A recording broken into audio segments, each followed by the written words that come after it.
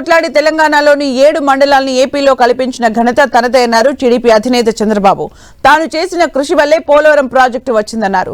తాము పట్టుబట్టడం వల్లే విభజన చట్టంలో పోలవరం ప్రాజెక్టును పొందుపరిచారన్నారు. వచ్చే ఎన్నికల్లో విజయం సాధించి పోలవరం ప్రాజెక్టును పూర్తి చేస్తామన్నారు.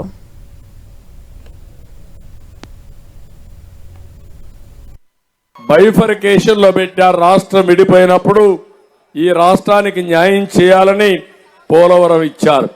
నేను ఆ రోజు ఒకటి అడిగాను ప్రధానమంత్రి గారిని, ఇప్పుడు కాదు 2014లో నేను ఇక్కడ గెలిచాను. ప్రధానమంత్రి గారు నరేంద్ర మోడీ గారు ఢిల్లీలో గెలిచారు. నేను ప్రమాణ స్వీకారం చేయలేదు. నేను ఒకే మాట అడిగాను, 7 మండలాలు తెలంగాణలో ఉన్నాయి.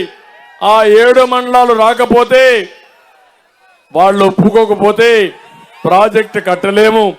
అందుకనే మీరు దయ ఉంచండి, ముందు 7 మండలాలు మాకు ఇస్తేనే ప్రమాణ స్వీకారం చేస్తానని ప్రధానమంత్రి గారు చెప్పి కేబినెట్ లో ఆర్డినెన్స్ తీసుకొచ్చి పార్లమెంటు సమావేశాల కంటే ముందు తెలంగాణ నుంచి 7 మండలాలు తెచ్చినటువంటి వ్యక్తిని నేనే. దూరదృష్టితో పనిచేశాను. ఆ 7 మండలాలు రాకపోయి ఉంటే ఈరోజు పోలవరమే లేదు.